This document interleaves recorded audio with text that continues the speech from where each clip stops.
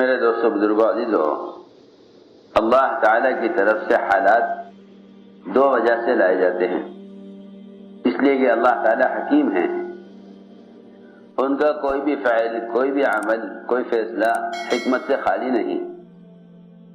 اللہ رب العزت حالات دو وجہ سے لاتے ہیں، ایک مسلمان کی تربیت کے لیے، ایک اس کی طہارت کے لیے، اس کی تربیت اور طہارت۔ صحابہ کرام حالات کو نعمت سمجھتے تھے، ہم حالات کو مصیبت سمجھتے ہیں، اور صحابہ حالات کو نعمت سمجھتے تھے۔ ابو درداء رضی اللہ فرمایا کرتے تھے کہ تین چیزیں مجھے محبوب ہیں لیکن لوگوں کو وہ ناگوار ہیں: موت، بیماری اور فاقہ۔ یہ تین چیزیں مجھے محبوب ہیں اور لوگ ان کو برا سمجھتے ہیں، حالانکہ یہ چیزیں مجھے محبوب ہیں۔ کیوں؟ کہ محبوب ہونے کی وجہ یہ ہے کہ فاقہ تو میرے اندر تواضع باقی رکھے گا، اس لیے کہ مال وہ کبر لائے گا، مال کبر لائے گا، اس لیے میں فاقے کو پسند کرتا ہوں تاکہ محتاجگی اور عاجزی یہ میرے اندر بڑائی پیدا نہ ہونے دے۔ اور یہی وجہ ہے کہ انبیاء علیہ السلام میں تواضع ہوتی ہے اور بادشاہوں میں کبر ہوتا ہے۔ نبوت کا بادشاہت کا فرق ہے یہ کہ موت کو پسند کرتا ہوں اس لیے کہ صرف موت ہی ہے ایک سبب کہ اگر یہ آ جائے تو یہ اللہ سے ملا دیتی ہے، اللہ سے ملا دیتی ہے۔ جنہیں اللہ سے ملنے کا شوق ہوتا ہے ان کو موت محبوب ہوتی ہے، لیکن وہ موت کو ایسے راستوں میں طلب کرتے ہیں جو راستے اللہ تک پہنچانے والے ہیں۔ جو راستے اللہ تک پہنچانے والے نہیں ہیں، ایسے راستوں پر چلنے والے، جو راستے اللہ تک پہنچانے والے نہیں ہیں، ایسے راستوں پر چلنے والے موت کو ناگوار اور برا سمجھتے ہیں۔ اور جو لوگ ایسے راستے پر چلتے ہیں جو راستے اللہ تک پہنچانے والے ہیں، تو ایسے لوگ موت کو پسند کرتے ہیں۔ کہا کہ موت اس لیے پسند ہے کہ موت اللہ سے ملانے کا سبب اور ذریعہ ہے۔ اور بیماریاں اس لیے چاہتا ہوں، بیماریاں اس لیے چاہتا ہوں کہ بیماریاں گناہوں سے پاک کر دیتی ہیں۔ تو میں نے عرض کیا کہ اللہ رب العزت حالات لاتے ہیں دو وجہ سے، ایک تربیت کے لیے، دوسرے طہارت کے لیے۔ اگر حالات نہ آئیں تو لوگ تربیت نہیں پا سکتے، اس لیے کہ توبہ کی طرف آدمی کو حالات لاتے ہیں، توبہ کی طرف حالات لاتے ہیں، لیکن ان لوگوں کو حالات میں توبہ کی توفیق نہیں ہوتی، ان لوگوں کو حالات میں توبہ کا خیال نہیں آتا جو حالات کو اپنے جسم سے باہر کے نقشوں سے جوڑ دیتے ہیں۔ جسم کو حالات کہاں سے جوڑ دیتے ہیں؟ اپنے جسم کے باہر سے۔ جو حالات کو اپنے جسم سے باہر کے نقشے جوڑ دیتے ہیں ان کو توبہ کی توفیق نہیں ہوتی۔ کیوں؟ اس لیے کہ وہ حالات کو اسباب کی طرف منسوب کرتے ہیں، وہ حالات کو اسباب کی طرف منسوب کرتے ہیں، بننے کو بھی اور بگڑنے کو بھی دونوں کو منسوب کرتے ہیں اسباب کی طرف۔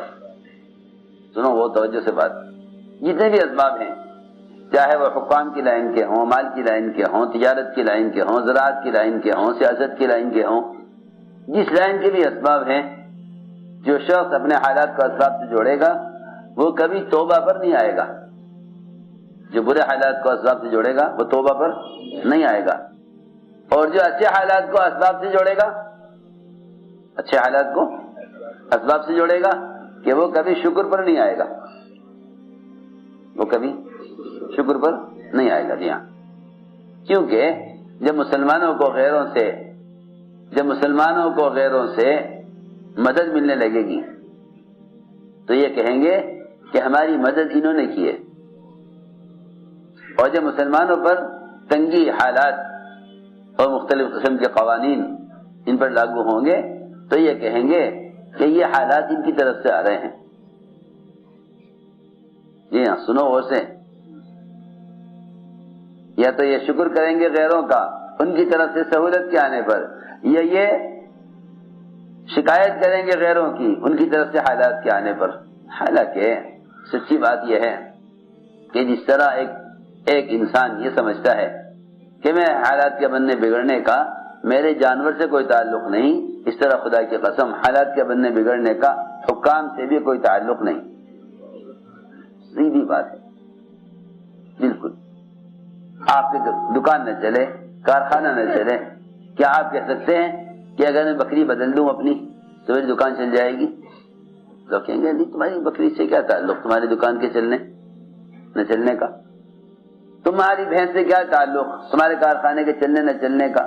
وہ بیچارہ ایک بے زبان جانور ہے، ایک بے زبان جانور ہے، اللہ کی مخلوق تمہارے نفع کے لیے اللہ نے پیدا کی ہے. کوئی اس بات کو ماننے کو تیار نہ ہوگا کہ تمہاری دکان چل جائے گی تم بکری بدل دو، اور تمہارے کارخانہ چل جائے گا تم بھینس بدل دو. ارے میرے کارخانے کے چلنے نہ چلنے کا جانور سے کیا تعلق؟ میں اسی طرح عرض کرنا چاہتا ہوں کہ مسلمان کے حالات کے بننے بگڑنے کا انعام سے کوئی تعلق نہیں، جس طرح انعام سے تعلق نہیں حکام سے بھی کوئی تعلق نہیں. کیونکہ جو لوگ اپنے حالات کے بننے بگڑنے کو باہر کی شکل میں دیکھتے ہیں وہ ان کو حالات اللہ کی طرف نہیں لاتے، توبہ کی طرف نہیں لاتے، اور ان کو اچھے حالات شکر کی طرف نہیں لاتے، اچھے حالات شکر کی طرف نہیں لاتے. میں نے اس لیے کیا کہ سب سے پہلی بات یہ ہے کہ دنیا کے تمام فساد کا تعلق مومن کے عمل سے ہے. دنیا کے فساد کا تعلق مومن کے عمل سے ہے. بس مومن میں اور غیر مومن میں فرق یہ ہے، مومن اور غیر مومن میں فرق یہ ہے کہ مومن حالات سے عبرت لے گا، حالات سے عبرت لے گا، حالات سے عبرت لے گا.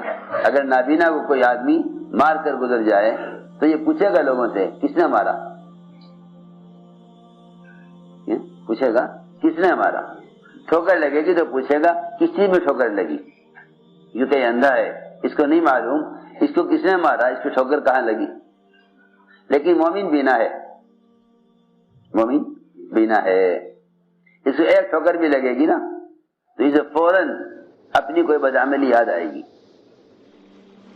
اس کو اپنی کوئی بدعملی یاد آئے گی کہ مجھ سے یہ غلطی ہوئی تھی جس پر اللہ تعالیٰ نے میری تنبیہ کے لیے مجھ پر یہ حالات ڈالے ہیں. بہت آسان ہے مسلمان کے لیے راستہ تلاش کرنا اور حالات سے نکلنا. ہر آنے والے حال کا سبب اپنے اندر تلاش کرو، ہر آنے والے حال کا سبب اپنے اندر تلاش کرو، ہر آنے والے حال کا سبب اپنے اندر تلاش کرو، باہر نہیں. اس لیے کہ جتنے بھی دنیا میں حالات ہیں ان کا تعلق مسلمان کے جسم سے باہر کی چیزوں سے نہیں ہے.